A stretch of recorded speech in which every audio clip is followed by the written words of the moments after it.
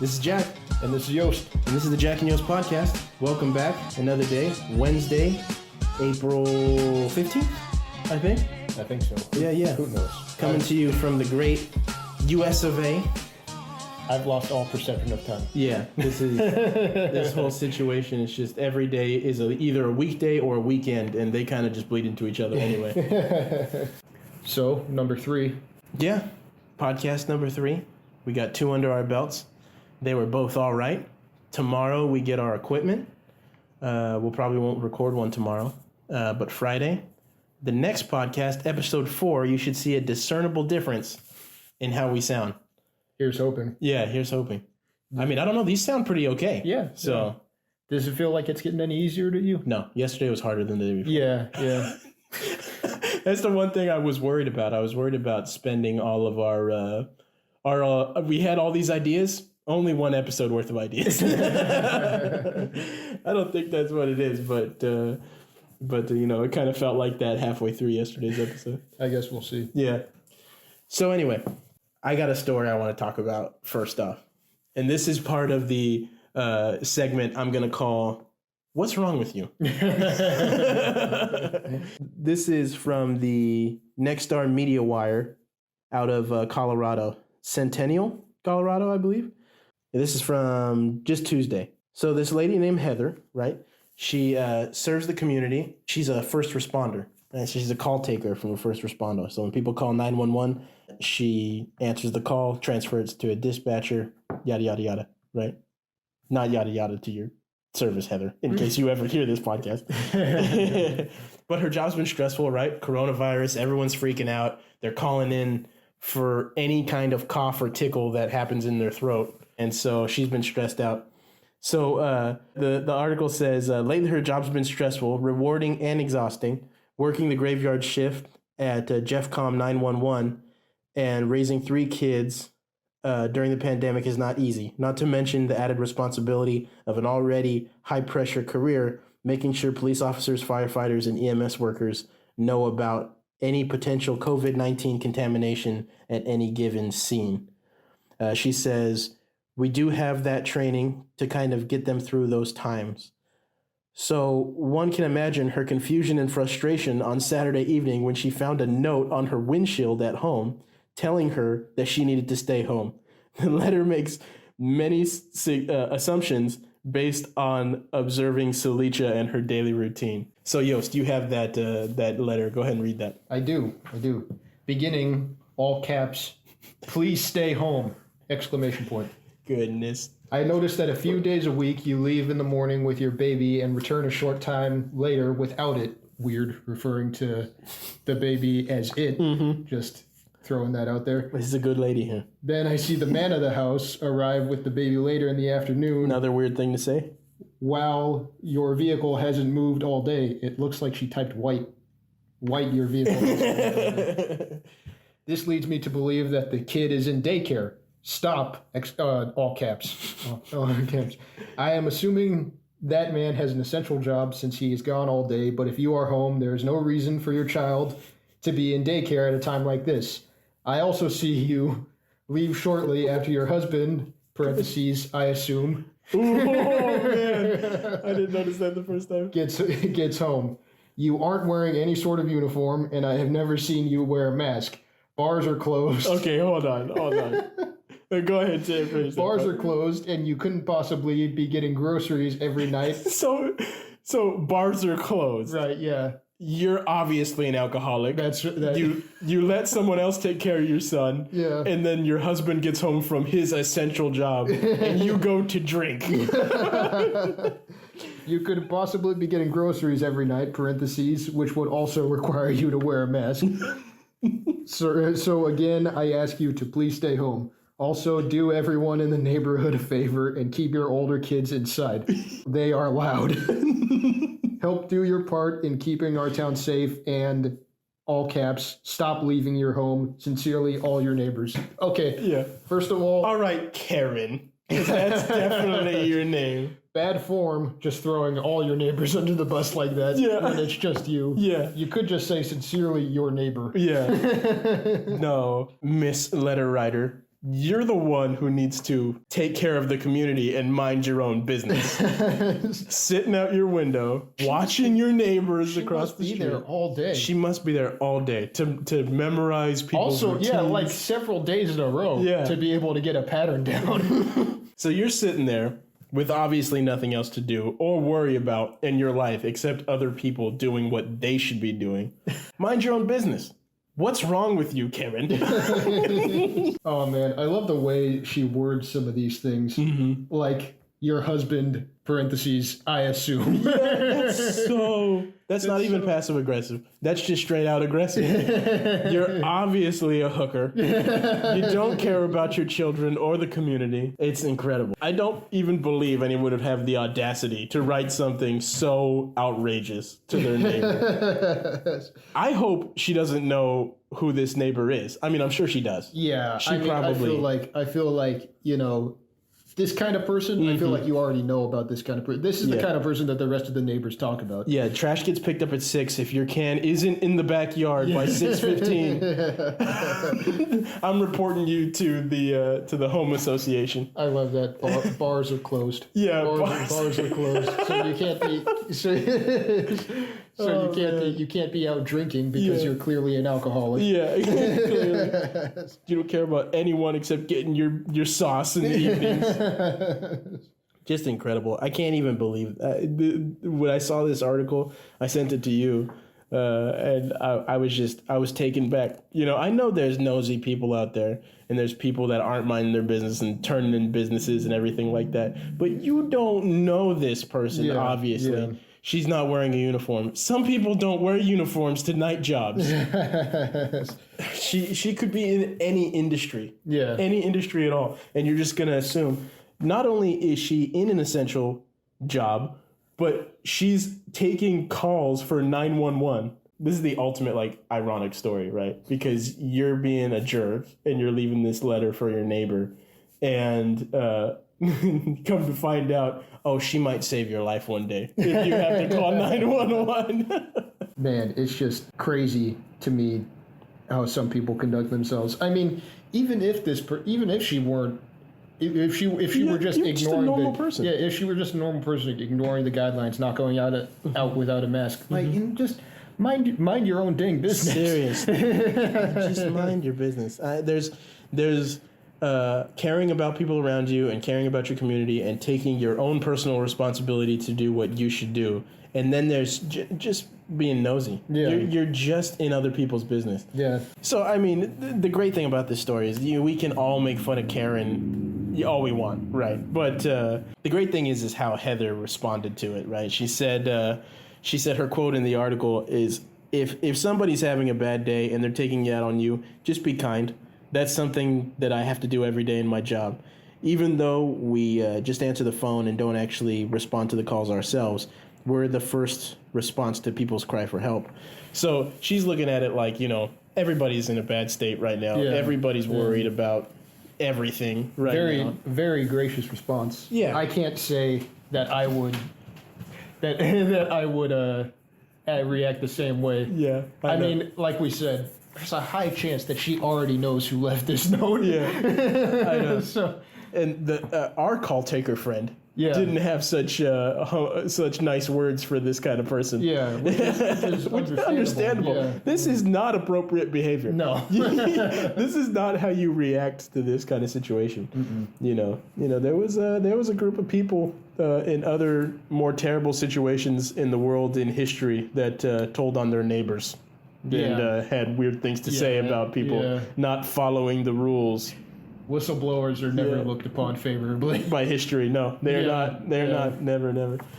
So, but you know, again, the good thing is Heather responded to it in a very gracious way. Yeah, and the other sad part is that this Karen probably thinks that she's doing her part. She does, I'm sure. I'm sure she thinks she's until doing maybe her part. She saw this article. Yeah, yeah. Has went about it in a very poor way. Yeah, right. You know, and the highlight of the article, of course, is how Heather responded to it. We should all be trying our best to respond to things in inappropriate manner, even when people respond inappropriately. Yeah, extend some kindness to each other. Yeah, extend kindness. And look at the bright side of everything. If you can, you should look at the bright side of every situation. You know, this lady might be nuts. This lady might be nuts. You know, and you got to be more gracious with the nutsy folks. And look at the bright side as well. Heather isn't an alcoholic. Heather loves her children and husband and is not an alcoholic. And is still working. And it's still working to very high pressure, very stressful job, but it's still working. It's still working, yes. But in other news regarding things such as shelter-in-place orders and social distancing guidelines, our Governor Gavin Newsom... We're talking a lot about California. It's where we live. Yeah, sorry about that. I mean, you know, we live in a state that's like a tenth of the country's population, so we're kind of in the headlines a lot. So Governor Gavin Newsom held a press conference the other day talking about what life in California will look like once stay-at-home orders end. At least when we start lifting them. At least when we start lifting them. Mm-hmm. This article is from BuzzFeedNews.com, by the way. Mm-hmm. As social distancing measures begin to slow the spread of the novel coronavirus, California Governor Gavin Newsom on Tuesday began to paint a picture of what life will probably be like in the state when officials determine they can begin to reopen businesses, schools, and other venues to the public. Whenever stay-at-home orders are lifted, it won't be business as usual, the governor said at his daily press briefing. Newsom was quoted saying, "Normal it will not be, at least until we have herd immunity and we have a vaccine. Reopening will only happen as new cases of the disease decline," Newsom said, "and businesses and institutions show they can continue to curb the spread of the virus as they reopen. That means hospitals will have to remain prepared for a surge of patients, and businesses, schools, and childcare facilities will need to keep up physical distancing and other precautions." So some of the ways that we can expect as these stay-at-home orders are lifted, some of the ways we can expect life to look a little different will be things such as dining out, wearing face masks in public, concerts or conferences still probably won't be possible for a while. Don't tell me that. And schools may have to rearrange their desks some. So because we don't have a shortage on teachers, huh? Jeez. Also, sidewalks and playgrounds will be deep cleaned. So the guidelines for social distancing seem like they'll stay in place, but as the spread is slowed, you know, like they still want to keep things moving. Yeah. So I mean, it's good to hear that businesses and schools will be able to reopen. I mean, the infrastructure or the logistics might be a little different because they still want to maintain that physical distance. Yeah. And it's just a lot about protecting yourself and others, right? Yeah, I mean, I think they'll still want people to wear face masks in public. And I understand like restaurants. So if you're at a restaurant, you obviously can't wear a face mask because you're eating. Mm-hmm. I get that. But all these other places, if you're going shopping, if you're at department stores, if you're at football games, if you're at theaters, if you wear a mask, you know, you should be pretty protected. Yeah. You should. So the physical distancing aspect of it, as far as I understand it, and we watch the press briefings all the time, Dr. Fauci and Dr. Birx, and the Surgeon General, he talked about how as long as you're covering your face, if you cough or you sneeze and you might have the virus and you don't know if you have the virus, if you do those things and you have a mask, it's immediately going to stop it. It's not going to be able to blow through fabric. Mm-hmm. It's not, you know, I mean, unless you're hacking up a lung, at which point you should be home because something's already wrong, you know about it. But the occasional sneeze or something. And then as far as the someone else that might be infected, if you got your mouth and nose covered, that's the way that it gets in. Yeah. We know that now to be true. You remember when it first was happening and people were like, it spreads through farts? Yeah. Do you remember that? I do remember that. Yeah, there was a legitimate group of people that thought, well, this thing can just get into you anywhere. I mean, that's part of panic, right? Yeah. But no, it has to get in your mouth. It has to get through your nose. And if you're blocking those air passages off, it can't get into your system. So what do we have to physically distance for? You know, I know. So that's the thing, right? If we tell everybody, hey, this is out here, you want to protect yourself, but we need to get back to work, put a mask on. You know, we found out that gloves don't really work that well. because you're cross-contamination. you're touching everything anyway. Yeah. They're all over the gloves. But to keep yourself from getting infected and from infecting other people, covering your face up should do the trick. So if we did that for a while, we should be able to develop herd immunity at some point, because people still will get sick and people will take off their mask and they'll touch stuff and they'll put their hands on their face anyway. Yeah. That's going to happen anyway. But to say, though, I mean, we have multi-billion-dollar industries that are based on gatherings. Yeah. We can't shut down the NFL, NBA, MLB season, NASCAR. There are so many people that work for those sports. Yeah. You're not just talking about the football players, right? The football players are 53 people on each team plus staff. It's probably 100 people and they make most of the money. But there's thousands of other people that work at those stadiums. Yeah. Each NFL stadium has just the crews managing the field is like 400 people. Yeah. You got landscapers, concessions, janitorial, painters, you said janitors already. Electricians. Yeah. I mean, and there's constant, because they have so much stuff happening. It's constantly happening. So it's like, I understand we have to be precautious. If this is something we're talking about, like, okay, we're going to open it up in May. This will be May to June, or May 1st to May 30th, or whatever many days are in May. Yeah. And then June 1st, we're going to be like, okay, now we're going to bring back more stuff. Yeah. If that's what we're doing, that makes sense. But if we're just like, okay, we're loosening the guidelines and we're going to see if people aren't getting sick. Well, as soon as you open it back up, more people are going to get sick. It's just going to happen. We've since found out about this that, yes, it's a bad virus. It's a big deal. It's got a much higher mortality rate than like the flu or anything like that. Science has determined those things now. But it's loose in our society. If we do not go back to work, we won't have a society to come back to. Yeah. We have to be able to go back to work. I mean, there's lots of great things happening. There's lots of positive things, but it's only been a few weeks. In a few months, we're in a different situation if we can't get the economy rolling again. And I'm all for being safe. I would love for him to say, this is May. We're talking about what we're doing in May. And in June, we're planning on doing this. But maybe we'll change that. It's just we gotta, my goodness, we have to get people back to work. I mean, we do. Not people are going nuts at home. Yeah. Just nuts. The stimulus checks happened today. Yeah, I heard about that. A lot of people got stimulus checks today. IRS sent out the first round of checks. Yeah. I mean, that should soften the blow for a lot of people, but that doesn't do anything for the businesses. Yeah.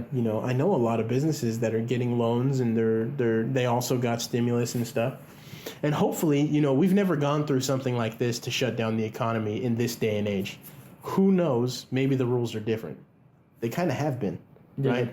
The rules now on how we cope with this as far as working at home and being remote and everything like that didn't exist 20 years ago. Yeah. So those rules already are different. So we'll see how else the rules have changed. Yeah. Maybe we can take a pause. Maybe we go back and we do have economic growth and stuff because we've been able to do these things. I mean, that'd be incredible. Yeah. But that's definitely not common sense. But common sense isn't always right, I guess. Yeah, so it certainly sounds like that's what the plan is that as cases decline, then they're going to start opening up more and more things. Yeah, like maybe at first when it opens up, there's still the physical distancing guidelines, and like school classes are set up differently, or like restaurants are set up differently. But still a step in the right direction. Yeah, I mean, I think it is. Yeah. Sorry, I went a little crazy there for a secg. I'm concerned. Yeah, like everybody is. But yeah, a lot of people are. Mm-hmm. But I think that we're all trying to, do what we can, and everybody's looking for ways. It feels like everybody's looking for ways to get back to normal. Yeah. While still trying to protect the health of the country. Yeah, absolutely. So I think this is a step in the right direction. Maybe it's not like a huge step. Yeah, it's a baby step. Yeah. But I guess you got to do that sometimes. Yeah. And is that Oregon, Washington, and California? Or is that just California? I think it's for all three of them. Yeah, because they were supposed to be a coalition, right? Yeah. Yeah. But this one is pertaining to California specifically. Yeah. He's the governor of California. Yeah. Did you hear about what South Dakota did? No, what did you? So South Dakota, the governor, Kristi Noem, she's setting up trials for that one drug, the hydra something. What is it? I can't remember. Hydrochloroquine, I think. I think that sounds right. You all, anybody that listens to this at this moment probably knows what we're talking about. It's the drug. It's the drug that has shown some effectiveness in France, and it's got a lot of scrutiny behind it. Trump endorsed it, and that's never going to help anything as far as media goes. But they keep saying that we don't have access to studies, but states haven't allowed anything to start. So she requested doses of it. The government got it for her, and she said they're going to be offering it to anyone that is willing to take it that's sick in South Dakota, along with the Z-Pack, and see how that works out. If that works, it hasn't shown that it's harmful, So if that works, we don't know if it does, that'd be great, right? Any kind of treatment that we can find that would have any effectiveness is good. Yeah. So, but I mean, I thought that was cool too. I mean, people are looking for ways to fix this. Yeah. Speaking of President Trump. Always speaking of President Trump. The Daily Wire reported that he halted funding to the WHO for... oh, that's right. He said that last night. Yeah. Did he do it? Because he said he was thinking about doing it. He's quoted as saying, "Today I'm instructing my administration to halt funding of the World Health Organization while a review is conducted to assess the WHO's role in severely mismanaging and covering up the spread of the coronavirus." That's strong stuff. That could bankrupt the WHO. Yeah. Did you hear anything about what was their involvement supposed to be? Well, they're the World Health Organization, right? So Yeah. they're a global body of scientists and doctors and stuff, and they're supposed to be studying. Yeah. And I think that's basically all they do is study different things, how to live healthier, how to fight disease and stuff like that. I think that's their whole, we don't even talk about the WHO until we have a global pandemic. But you come to find out that the United States is one of the biggest donors to them. It is, the United States is their largest donor. Yeah. And there's some proof, and I'd have to look into it more to know if it's 100% true. But not just Trump. Other sources have said that the WHO, China, it was worse in China than he said. There's just no way. There's just no way that any level-headed person believes what China said about what happened. Yeah. China is constantly obsessed with how they look in the world, and there's all this proof and articles coming out from there of people that are like, there's no way 4,000 people died here. We've been running our incinerators for months. Yeah. People have died from this disease. Yeah. Trump said the WHO was opposed to, at the beginning, they were opposed to travel. Posing travel restrictions Vehemently. Yeah. From it to and from China. Yeah. They said that was completely uncalled for. Yeah. And then now, one of the things that lit up the media the other day was when Trump played that video in the press briefing of the media's quotes about how it wasn't that severe at the beginning, and then now they're saying like he didn't take it seriously enough. Yeah.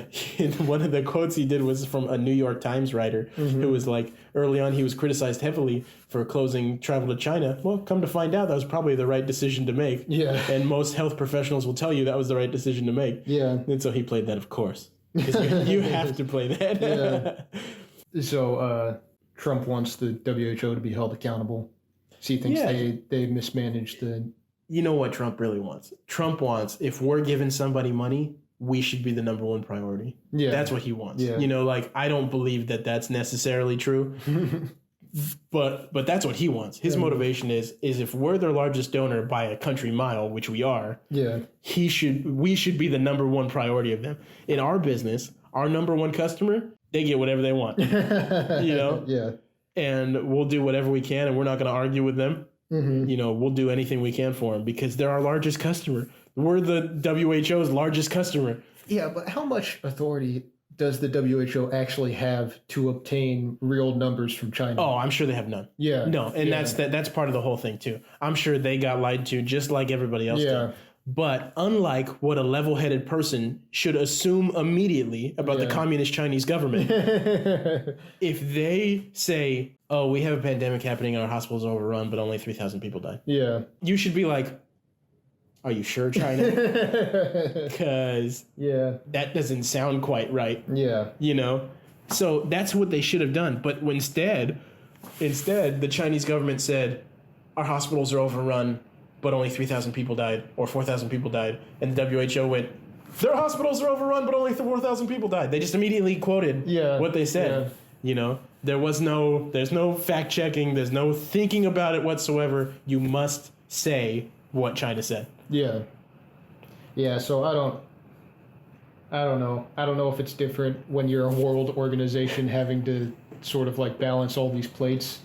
Mm-hmm. But it seems like they didn't do any investigating, just took the Chinese word. Yeah, just took the official accounts from the Chinese government.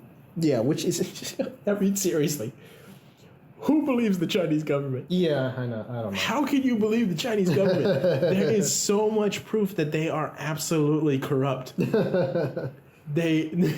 They watch every single person in the country like a hawk. Yeah. When you were during their outbreak, there was articles coming out that if you were somebody that possibly could have been infected with the coronavirus, they had drones following you. They had drones outside your home just in case you came out. So the drone could tell you, go back inside. Mm-hmm. There is no freedom of the press in China. So do you think Trump was right in halting funding? It's a hard question. If you're talking about what my opinion is, I'm totally like an isolationist. Yeah. And not 100%. I love trade from different countries and stuff. Sometimes we can get stuff better and cheaper in different countries. I don't know if better, actually, because our quality standards are much higher here. Oh, that's another thing. We'll talk about that in a minute. We can get things cheaper other places. And we like cheap stuff. Yeah. It's hard. I like that you can buy a brand new car in America for $20,000 instead of $70,000 is what it should be if it was all made in the United States. Yeah. But also there's underlying things about that. They have cheaper labor there. Mm-hmm. So that's not good. So there's a balance somewhere. As far as the United States, the way that we dole out money to multiple organizations, thousands of countries, not countries, thousands of organizations throughout hundreds of countries, we shouldn't be looked bad. Like, people shouldn't look bad on the United States. Yeah. We give a lot to the world and have forever. Since we've been a world power, we've given and given and given. And so we've taken quite a bit too, but we've given and given. And I'd have to look into more about what the WHO does for the world. Yeah, but I gotta be honest, it's a high number. Yeah, $400 million a year that we give them. Yeah. So, I'd have to look up a little bit more about what the WHO is. You know what? Go ahead and look up what is their main responsibilities of the WHO. But as far as the funding goes, I just, that's a lot of money. And I can't imagine. So did you get it? Yeah. Okay, what is it? The WHO's responsibilities, it's a lot of responsibilities. Okay, responsibilities, give me highlights. And functions include assisting governments in strengthening health services, establishing and maintaining administrative and technical services, stimulating the eradication of diseases, improving nutrition, housing, sanitation, etc. Promoting cooperation among scientific and professional groups, proposing international conventions and agreements on health matters, conducting research, developing international standards for food. It's just research, right? Yeah, I mean, it's essentially research and then helping governments like combat and prepare to handle diseases. So are they like on the ground? Is the WHO, I say we got an outbreak of Ebola in Africa, is the WHO there?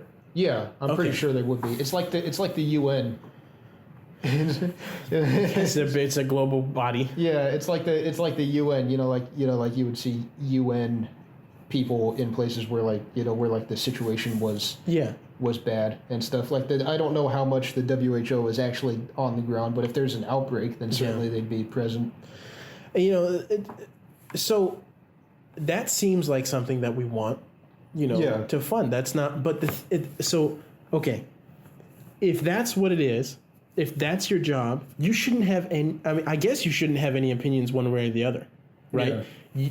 You should take China's word for it, and you should take our word for it, and you should be on nobody's side. Yeah. I mean, there's a lot of there's one person who said he considered them co-conspirators with China. Oh, that's I feel like that's too much. Yeah, I think that's too much. I think it might be just trying not to like offend China. Yeah. See, and that's. I mean, I guess that's something you have to worry about if you're a World Health Organization. Yeah. You gotta, like I said, you're balancing a lot of plates. Yeah. But I mean, like they. But they've been critical of us. Yeah. Yeah. I mean, they have. They have. I mean, but they have a responsibility to keep an eye on potential pandemics. China reported their numbers, which were obviously fake. Obviously. The WHO, I don't know if they had the authority to do any investigating. No. I don't actually know. Probably not, I'm going to say. Probably not, but I don't know. I think Trump's biggest problem is that they took China's word for it. Right. And they immediately criticized us. Yeah. That should not be. Yeah. Those two things don't work. Yeah. And I haven't seen any official statements for the WHO, but if we halt funding to them, I bet you they get a little more friendly towards the United States. Yeah, and that doesn't mean that they need to take our word for everything we do or anybody else. But if you're a global body that's supposed to deal with the entire world and your job is to make sure that the world is functioning in a health sector well, then you need to be unbiased to everybody. Yeah. You need to be like, okay, China's got a problem. Can we help China? China says, no, we got it. Okay. Oh, the U.S. has got a problem. Can we help the United States? Sure. Okay, I'm going to go help. And I'm not going to say what you're doing wrong. I'm going to suggest to the authority what should be done. Yeah. That's what should happen. And especially as their number one donor, we should be on the top of the list of places. Yeah. Not like we should get preferential treatment. That's not what they're for. Not preferential treatment in services, but in, opinion. Yeah. I think so. It does make me wonder, though. I'm not saying this would have happened, but it does make me wonder if this outbreak had happened during Obama's presidency. Like, how opposed would they have been to closing the borders? Or, like, would Obama even have thought about restricting travel to China?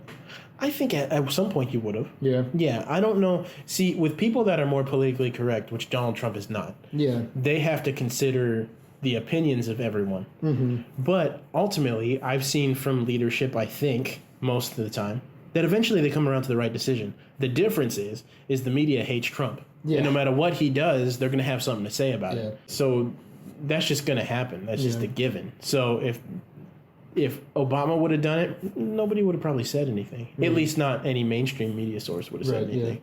But I still think it's the right move.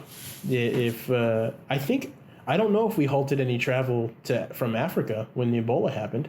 I can't remember. But Ebola was already a well-known disease. Yeah. Everybody already knew. Like in Africa, the mortality rate for Ebola is 50%. Whoa. Yeah. That's real high. Yeah. So, Ebola was already a well-known disease when the outbreak happened. Well, can you look up, though, did we do any travel restrictions? Because that's an exact comparison, right? Yeah. I found an article from The Guardian dated Tuesday, October 21st, 2014, saying that the Obama administration has announced America's first. Oh, wow. It says it's first. Oh, America's first travel ban? Yeah. And the Ebola was. Wait, what was the date on that? October 21st, 2014. Goodness. When was the Ebola outbreak? One sec. Yeah, when did the outbreak happen in the United States? December. It went from December 2013 to January 2016. Oh, December of 2013. Yeah. So it was happening for a year?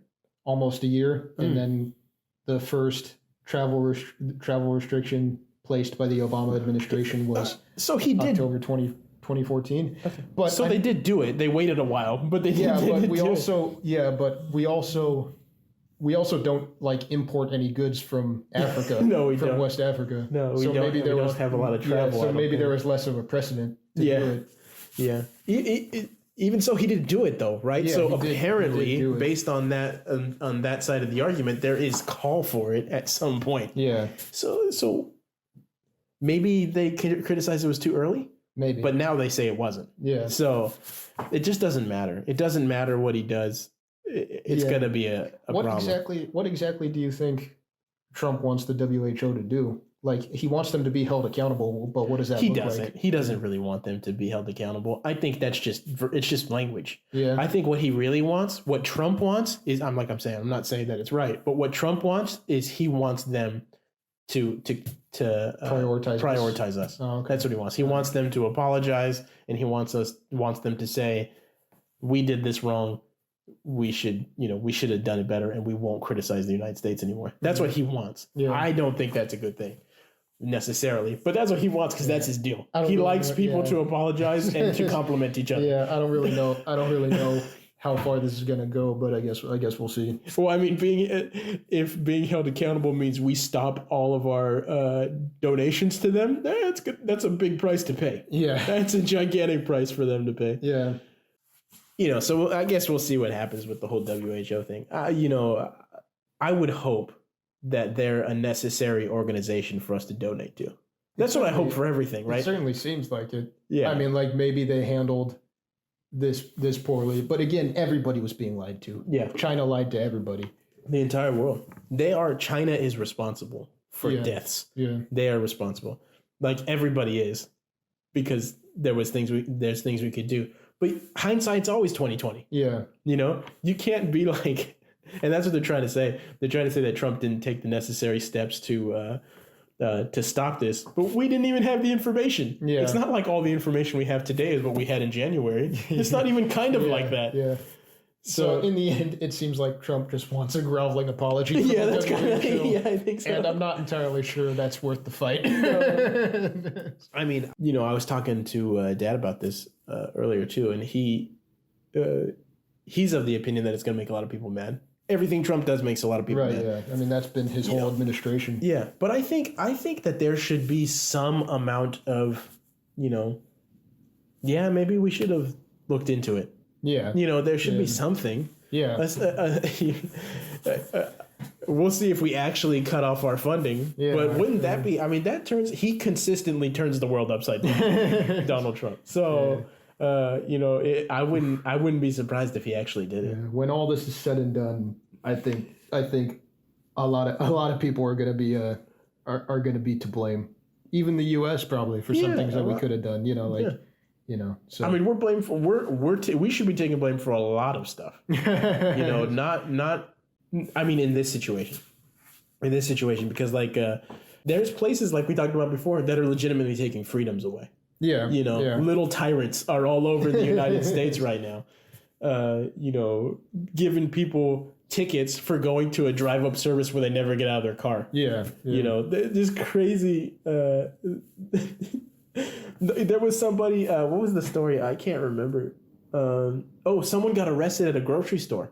Really? Yeah, because the manager of the store wouldn't let anyone in that didn't have a mask on, and the lady was like, I just have to grab. I can see it. It's the thing on the shelf right there. Yeah. Can I give you money so you can buy it for me and bring it back out to me? And the guy was like, no, and she wouldn't leave, of course, and because sometimes you stand your ground. And I'm not saying you should be this much of a pain in the butt, but she stood her ground. Just go to a different store. Yeah. But she stood her ground, and they called the police on her. And the police came and escorted her away. So. It's like, I mean, nobody was right in that situation. Yeah.